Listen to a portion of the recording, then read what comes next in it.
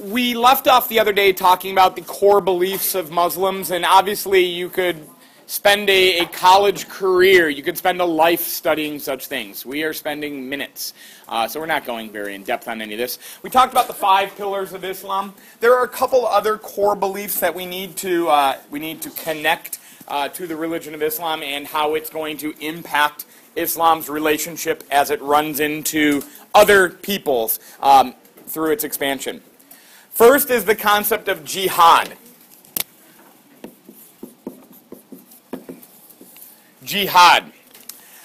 This is a word that you guys have probably all heard in your lives, kind of following the news and things that happen in the world. It's certainly a word that has become more familiar to Americans ever since September 11th.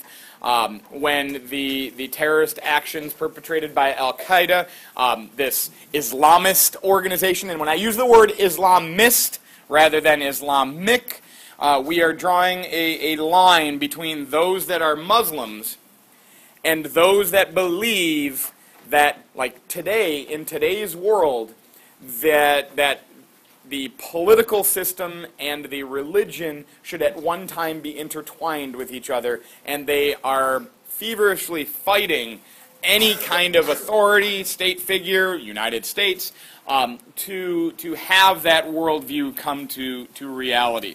So when we talk about Islamist groups, we're talking about those radical Muslims who want to see like the laws of their land, the laws of the state, or even the laws of the greater world being their interpretation of the laws of Islam. And again, that their interpretation, because 1400 years after the development of Islam, we have a great variety of interpretations as to how Islam should be practiced around the world. So this notion of jihad is with Islam from its beginning. And Muhammad speaks of notions of a greater jihad and a lesser jihad. The word jihad itself means a struggle. Say again? An effort. Effort, literally effort. So with respect to Islam, we're talking about, when we say this greater jihad, it is seen by Muslims as a personal job, a personal effort, a personal struggle to themselves be better Muslims, to follow more closely the 5 pillars of Islam, to follow the tenets of their faith. Yes? Yeah, sure. So, greater jihad is to become a better Muslim, basically? Yeah. Yes, ma'am. Sure. I think to connect that with notions of dharma and like living the way you're supposed to live according to your caste, absolutely. I like that connection. Yes, ma'am. I don't know. You might, depending on your question. One of the main questions, one of your main essays that you write on the AP exam is a compare and contrast essay, where you have to take 2 civilizations and talk about how they're similar and how they're different. So if you end up having to compare a South Asian civilization with a Muslim society, well, you might bring that up. Sure. Everything we're doing this year is just hopefully giving you some equipment that you might be able to apply to different places. What you need to do is on May whatever, on the day of the exam, you need to pluck these ideas out of your mind at that point. So that's the notion of the greater jihad. Then there's a lesser jihad. And this is this struggle of Islam against the perceived enemies of Islam. Those who would try to stop this religion from expanding. So lesser jihad is like struggle against enemies? Against enemies of Islam. We remember right from the start of Islam, remember we said last week that Muhammad was at one time a leader of a new religion, but also the leader of an army. And very early in Islamic history, Muhammad took his army and went back to Mecca and waged battle against those in Mecca who weren't Muslim, obviously, who didn't want Islam to be successful. They wanted to crush it. And had they won, Islam wouldn't likely be a thing today. But they didn't win. So that was like the beginning, like right off the bat, Muhammad was letting his followers know that there is going to be a personal struggle, that you as Muslims are going to have to handle all this stuff, and all of the other rules and etiquette within in the faith. But then there's going to be this lesser jihad where outsiders are going to try to stop our faith. And that it is absolutely appropriate to wage battle against them. All right? This is one that has all kinds of interpretations, and certainly interpretations that by most Muslims, and certainly most Muslims here in the United States, see as extremely twisted by radical jihadist groups, or groups that are using Islam as an excuse to commit acts of atrocities against their governments in the Middle East, or civilians in the Middle East, or outsiders, or even attacks here in the United States, or we've seen a number of them in Europe, that they feel justified because of this notion of jihad in taking war, battle, or violence to non-believers that they see as threatening to Islam. We want to take a brief pause to acknowledge that we can't find one religion in human history that doesn't have its instances of using its religion to support the violent acts of its practitioners. All right? Within a few months, we will be talking about Christians from Spain coming to the Americas, right? We just kind of went over Columbus Day, right? Christians from Spain coming to the Americas to conquer, to expand Christianity, but in that process, were seen as perfectly justified in crushing native populations even before they moved to convert. Yes, sir? I think another example we can bring up is like the Christian Crusades in the Middle Ages. Christians in the Middle Ages going, in their minds to regain the Holy Land for Christianity, but, when they got to Jerusalem, they eliminated a lot of people within those city walls that weren't Christians. So absolutely, there's not a religion through world history that is free from its practitioners committing atrocities against others. So we can't be biased against it, just because... I would say absolutely not. I would say absolutely not. People tend to be biased towards Islam just because of the news. Well, again, yeah, we've been peppered for the last 14 years about those that claim themselves to be Muslims doing the most horrible atrocities that we can imagine, right? But then again, when you start studying world history, there is no shortage of horrible atrocities that people have committed in the name of something. And just in the world that we're living in right now, it seems, at least as how it's being reported, that radical Islam certainly is a challenge and a threat, it's a whole other discussion as to what to do about it.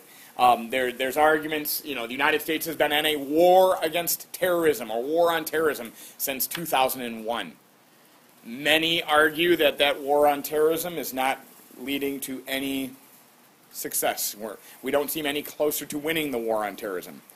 As just a few weeks ago, as we moved to strike a hospital that we had intelligence that there was Taliban leadership within it in Afghanistan, and we destroyed that hospital and killed innocent patients and doctors from Doctors Without Borders. Some argue that the things that we are doing could actually be developing more radical Islamists as we are acting. This is a bigger question than we have time to spend today, but I hope we have time to talk about this. I think the other reason I feel justified to do that is because Muhammad had an army himself to take over Mecca. Muhammad was a military leader at the same time he was a spiritual leader. Absolutely. Absolutely. All right. So that's one other notion from just the basic core beliefs within Islam.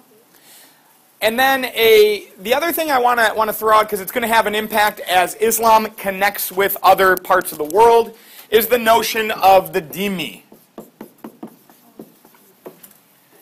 The word dhimmi refers to the people of the book. And as Islam expands, and certainly as it expands out of Arabia, it's going to come in contact with a lot of Christians and a lot of Jews. who are referred to within Islam as dhimmi populations, or people of the book. The book being like the Bible. Because we've already talked about how there are definite parallels between the Bible that Jews read, which is basically the Old Testament for Christians, the Bible that Christians read, and the Quran that Muslims read. So there's obviously links here. And according to Islamic belief, dhimmi populations, Christians and Jews, are to be a protected class. They're to be tolerated and protected. Now again, you give this dictate that dhimmi populations are to be tolerated and protected. That can have a lot of different interpretations over a lot of different time. All right? We talk about practicing tolerance a lot, right? We should be tolerant of each other. But remember, the root word of tolerant is to tolerate, to put up with somebody. Typically, we tolerate things that annoy us, right? We put up with things that annoy us. Just because someone is bothering me, I still might be mature enough to tolerate them, to deal with it. It doesn't mean I like them. It doesn't mean I see myself as an equal with them, but I put up with them, all right? I kind of sometimes have problems with the whole notion of teaching tolerance in that, gosh, that seems like a very low bar we're setting for ourselves. Like, yes, I will put up with you even though I don't like you. We should hopefully strive for teaching true understanding, teaching people that despite differences, we do have a lot of commonalities. And I think that goes beyond tolerance. And I think there's also notions of equality that we feel a lot more in our society that transcend just notions of tolerance. I might tolerate you, but I might not treat you as an equal, and I don't think we should stand for that in our society. So the dhimmi population, these Christians and Jews that Muslims are going to become in contact with, they are to be a protected class. This means different things over different times. Most importantly, it tends to mean, like while you are waging your lesser jihad, polytheists that the early Muslims come across are oftentimes eliminated right off the bat if they don't convert. Convert or you're gone. Convert or you're done for. Christians and Jews don't have to convert. They're not made to convert. And in fact, in early Islam, we'll talk about this in a few minutes, they weren't even encouraged to convert. Because you can charge more taxes, for example, to Christian populations, known as a jizya, J-I-Z-Y-A. I think you might have come across that in your book. Known as a jizya tax, a tax against Christian populations. You could also make other requirements of Christians and Jews that you couldn't do of your Muslim brothers and sisters. Yes? Was the reason for the thing being protected, could it possibly be due to that all three religions are monotheistic? I think it absolutely has a connection with the idea that they all come from the same roots. Yes. Absolutely. Yes, sir? I just have a really question. I actually have two. The first one is, since the Jewish people read the Old Testament, and then the Old Testament is it linked towards the New Testament, and if so, do Christians read the Old Testament? So, yeah. So a Christian Bible is made up of the Old Testament and the New Testament. The Jewish Bible is not called the Old Testament because they don't believe in the New Testament. Just like Rocky was never Rocky 1 until Rocky 2 came along, right? So Jews don't, when they pick up their Bible, they don't call it the Old. In fact, they don't even call it. Remember, Bible is just a Greek word that we threw at it, right? It's a Greek word for book. So Jews read the Torah, the first 5 books of the Bible, of the Christian Bible. And then there are other books of the Bible that make up the Old Testament that are also important Jewish scriptures. All of them together make up a Jewish Bible. But that just means book, all right? So the Jews don't acknowledge that the New Testament is a thing whatsoever, whereas the Christians recognize it all. Because the Christians have to read the Old Testament stuff Because the Old Testament stuff, one, it lays down a lot of important things, or like where we all came from, and the Ten Commandments, which is still pretty darn important for Christians, right? But the Old Testament is also where all of those prophecies are laid out. That one day Messiah will come back to earth. And that Christians believe that Messiah that comes is Jesus. Jews are still waiting. Their Bible still talks about a Messiah coming. They're still waiting for him. Any Jew that believed Jesus was the Son of God, the Messiah that they had been prophesied, those Jews turned into Christians. All right? Yeah, there we go. So the dhimmi population, this is going to have different manifestations over time. One common thing we see, for example, in later Islamic societies is that, like, you're not allowed to destroy, the Muslim community can't destroy the Christian churches.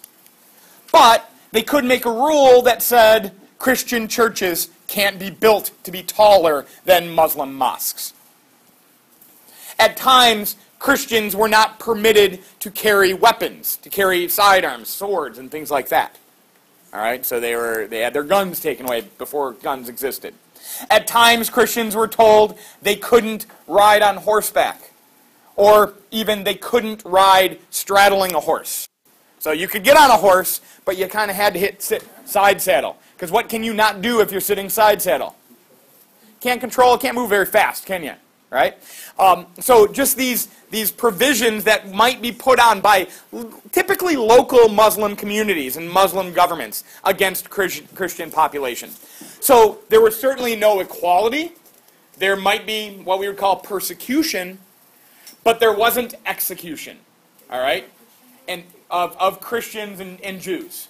All right? So we have a lot of communities in the Islamic world where Christians and Jews and Muslims all live together. Not necessarily living together in kumbaya, peace and harmony, and everybody having a great old time. But they all live together.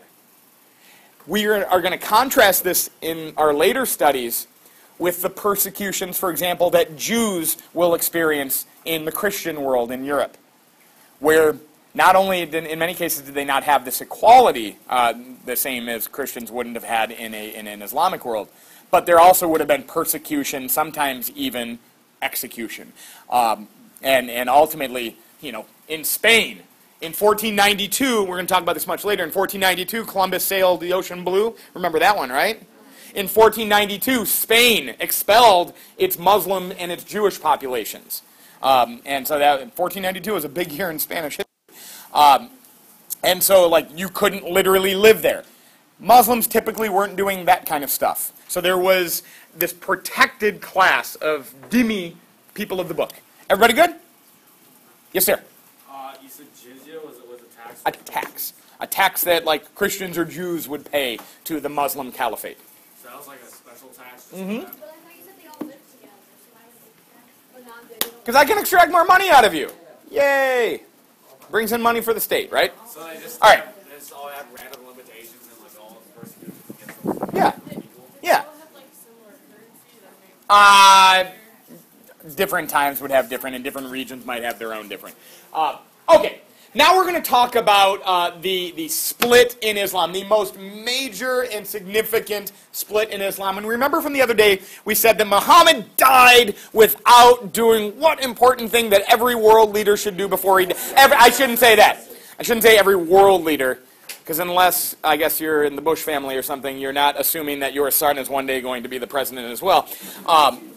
But if you're ever going to be a brutal dictator or a not-so-brutal dictator, or if you're ever going to be a king or whatever, before you kick the bucket, a lesson that Muhammad can teach us all, and that the history of the Islamic faith can teach us all, is that if you are a great and revered leader, before you die, what must you do? Choose a successor. Choose a successor, or tell everybody how we should choose the successor. Muhammad doesn't do that. So with the death of Muhammad, there is no successor. Yes, ma'am?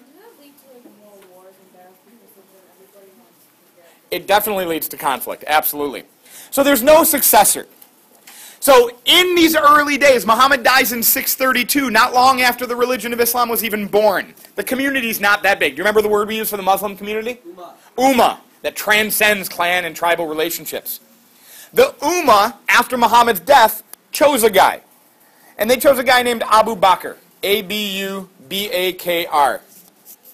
A-B-U what? B-A-K-R. Abu-Bakr. And he is going to be, Abu Bakr is going to be the first caliph. Now, Muhammad's not the caliph. Muhammad's the prophet. All right? Spell his name again. A-B-U-B-A-K-R. Muhammad's not the caliph. Even though Muhammad is essentially the caliph, he's not referred to as the caliph because Muhammad's even bigger than that. Muhammad's the prophet, the last prophet of God.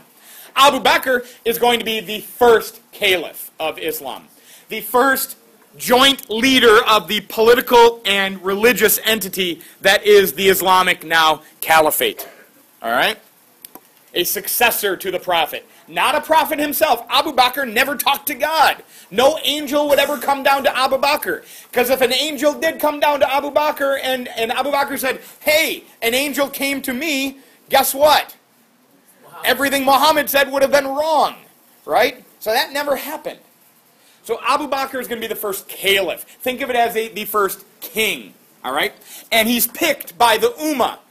So we kind of have like a democratic choice here. The early Islamic community chose Abu Bakr to be the caliph.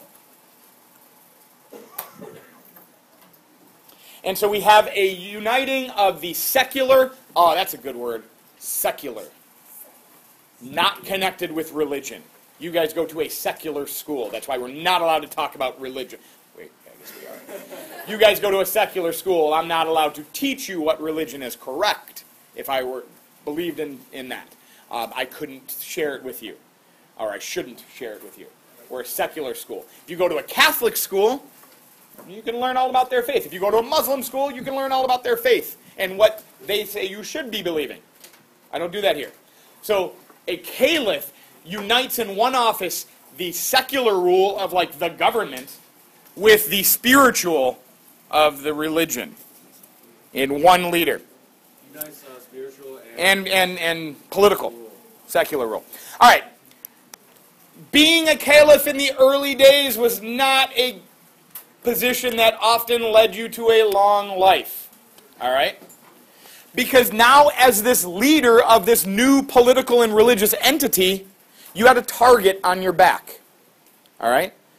Other people maybe wanted your throne, I guess, without maybe actually having a throne at the time. Yes? Sorry, but the whole secular thing, this is not secular? It's a uniting of things that are secular, not connected to religion, like the orchestrations of the government and the spiritual. So it's uniting the spiritual and the government or the political rule into one guy. And we're going to contrast this with maybe later kings of Europe that you might be familiar with that might be Catholic, where the Pope in Rome has the spiritual leadership, while the king would have the political leadership. In the Islamic community, that's in one guy, and that's the caliph. All right? These early caliphs are going to have some hard times. Not a lot of longevity there because people have targets on your back. Yes, ma'am? I'm sorry, say again? Would this be a theocracy? Basically, yeah. This would be a theocratic state, a religion-run state. Absolutely.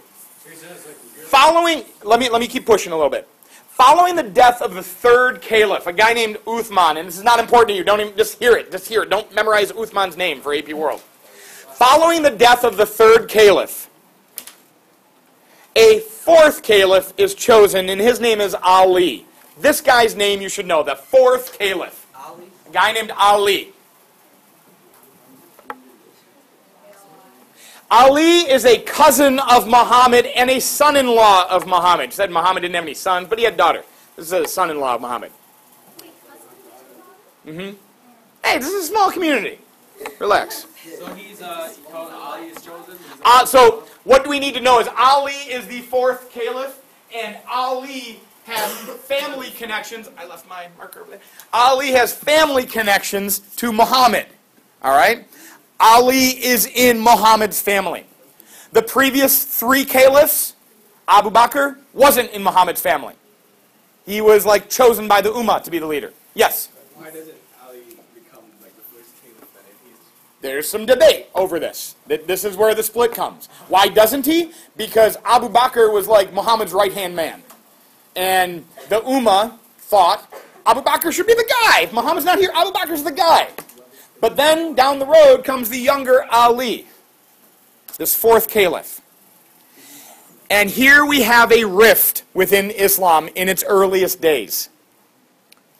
There are those Muslims who believe that the caliph should be somebody that should be agreed to by the Ummah, by the Islamic community.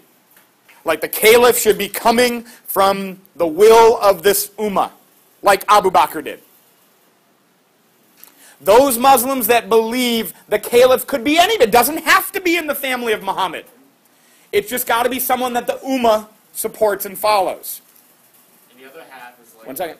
These Muslims are called Sunni Muslims. S-U-N-N-I.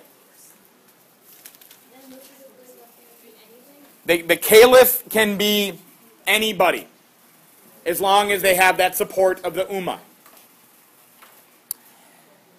Then there are those Muslims who thought that Ali was the true first caliph. Like the other 3 were illegitimate, should have never been there. Because they believe that the caliph should be in the line of Muhammad, should be in Muhammad's family. So these followers of Ali become known as Shia Muslims. S-H-I''A. Sometimes you might see written Shiite, S-H-I''E. Shia Muslims. So this is the major distinction between the Islamic sect today. Now, with that said, if you grab 1,000 random Shia Muslims, you're going to have a lot of variety in interpretations of Islam. If you grab 1,000 random Sunni Muslims, you're going to have a lot of varieties in their interpretations. Those core beliefs are always there. Every Muslim in the world believes that Muhammad is the final prophet of God. Sunni Muslims believe that, but they also believe that the successor to Muhammad is somebody chosen from amongst the Ummah. Whereas the Shiites believe that the true successor of Muhammad must come from the family of Muhammad, must be a successor to Ali. All right? We look at the world today, and we see, in dark green, that is the majority Shia world, and that is primarily the nation of Iran today. Also a majority Shia population in Iraq, and then there's some pockets of Shia in Lebanon and some other places. The majority of the Islamic world, they're Sunni Muslims. And I think this kind of makes sense, because which one kind of strikes you as a little bit more rigid at the outset? The Shia. You have to have, this leader, it has to be connected with this one. Whereas the Sunnis were a little bit more open to anybody being this leader, right? So, for example, we're going to go on. If the leader of Islam, is a Shiite, right, a follower of Ali, they've got to draw some of that family connection all the way back to Arabia, all right? And so you're going to have this strong connection with Arabia and early Shiite Muslims. Whereas Sunni Islam, as it expands, and it says you just have to be supported by the Ummah, it's going to be more open to having, far into the future, a few centuries down the road, maybe Turks as political and religious leaders, or other kinds of people that aren't necessarily Arabs. All right? Yes, sir? So who's the 5th Caliphate? Is that Ali's son, or is it Yeah, then it's going to... So if you're a Shiite, you're going to follow leadership within the line of Ali. And if you're a Shiite Muslim, or Shia Muslim, you're going to start to disregard what the Sunnis are doing. Because you don't believe, you don't accept them. And guys, a majority, much of the bloodshed within the Islamic world is Sunni versus Shiite or Shiite versus Sunni bloodshed. Not necessarily like outsiders like Americans coming in and bringing all of that violence.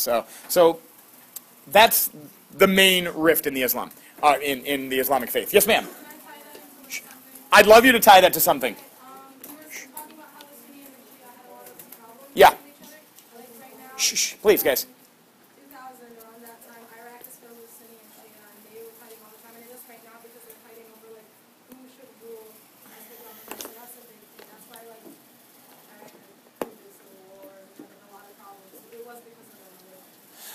Iraq is a very interesting case. You guys see it here.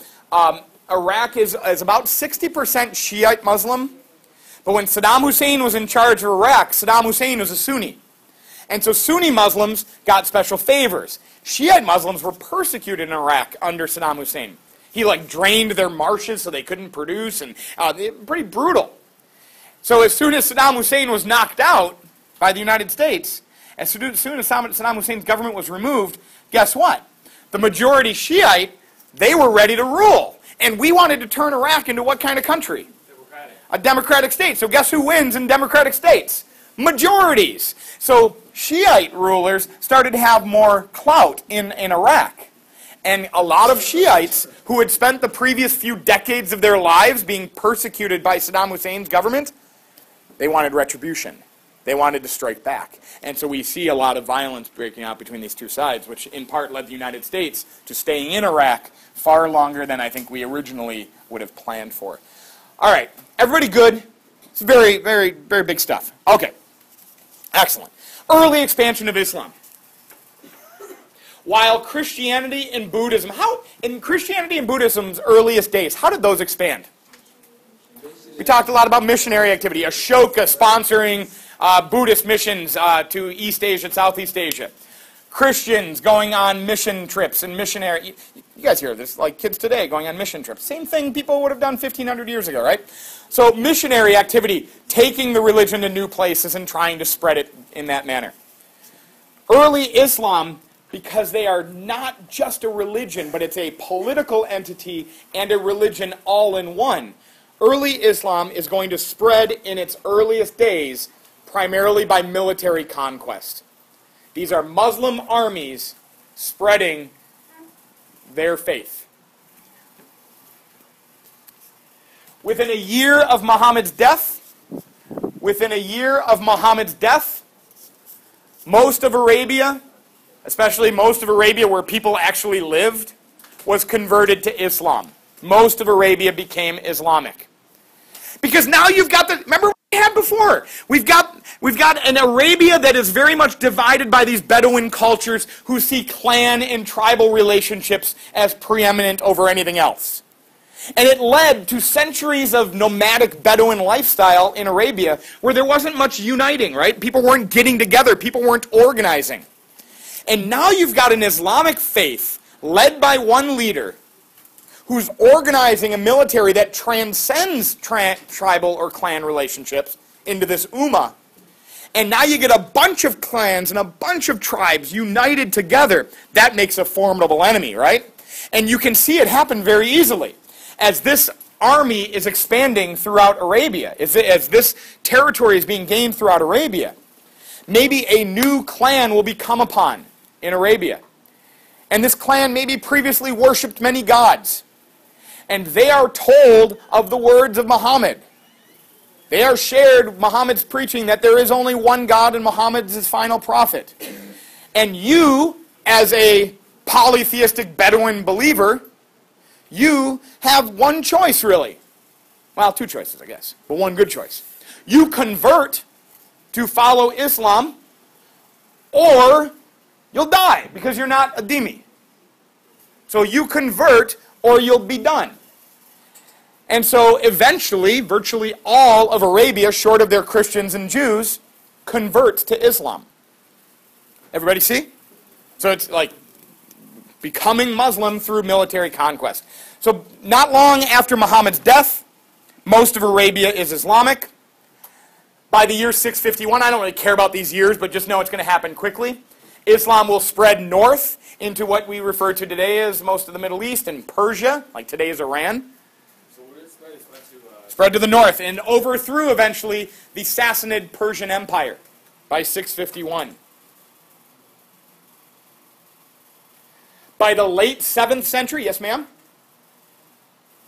Okay, well, I was thinking that Muhammad was like this one guy, and he like gave a following, I know, from traveling Yeah. around the Arab world, and then like all of a sudden, as soon as he dies, like all of this like religion like explodes and it goes everywhere.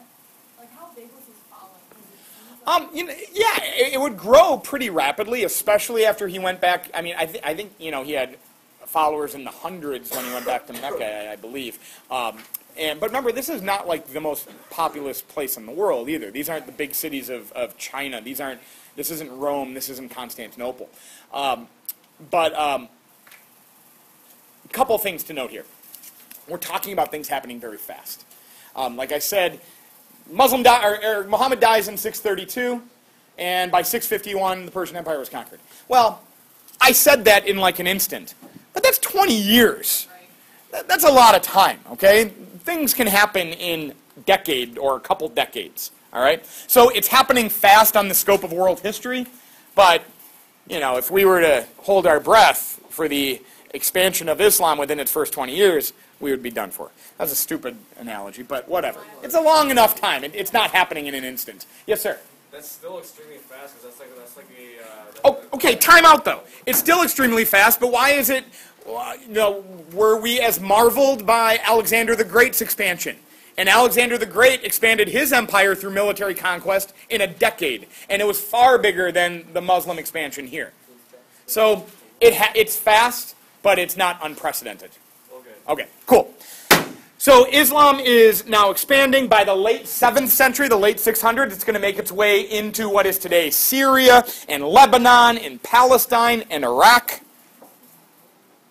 This is kind of an important side note, and someone earlier was asking about the Arab-Israeli conflict. I want to get off on just this little tangent so you hear it, and it's maybe something to go, oh yeah, okay. Do you remember when we talked a few weeks ago about the Hebrew population in Israel? And they had a temple, the Temple of Solomon, right? And this was built in the early first millennium BCE, right? And then eventually the Neo-Babylonians come in and destroy that temple, and they take the Hebrews to Babylon, and they endure a time known as the Babylonian captivity, remember? And then the Persians conquer the Neo-Babylonians. We're not writing this down, we're listening. We're not writing this down, we're listening. The Persians conquer the Neo-Babylonians, and the Hebrews are allowed to go back to Jerusalem, and they can rebuild their temple, right? Awesome. And then much time passes, and eventually the Romans are tired of these protests by the Jewish population in Palestine. And so the Romans crush that temple, and this leads to an event in Jewish history known as the diaspora. We remember all this stuff, right? All that is left of that temple that the Romans destroyed is the Western Wall, the retaining wall that was built, a century beforehand. All that's left of that temple. The temple itself is gone. Then we fast forward 600 years. All right? And this is before Islam had even expanded. One of Muhammad's revelations includes an event in Islamic history, or Islamic belief, known as the night journey. All right? Where Muhammad, he's just going to bed, nighttime. And he is visited by this mystical winged beast, right? Now, I think artists have kind of pictured like a horse with wings, because that's what we do. We picture a horse with wings. And this guy's name was Al-Barak, all right, in no relation to our government or our Spanish teacher here. This mystical beast was named Al-Barak. And it said, Muhammad, hop on, we're going for a ride. And according to the Muslim scriptures, it took Muhammad to the farthest mosque. Now, Jerusalem is never mentioned.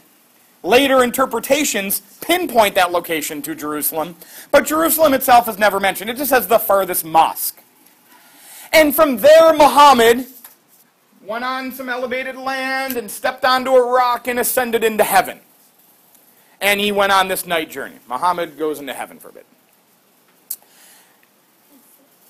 Later Islamic beliefs, and this is going to come obviously after the conquest of this territory, says that that furthest mosque was Jerusalem. And that furthest mosque is located on this elevated land that was once a Jewish temple.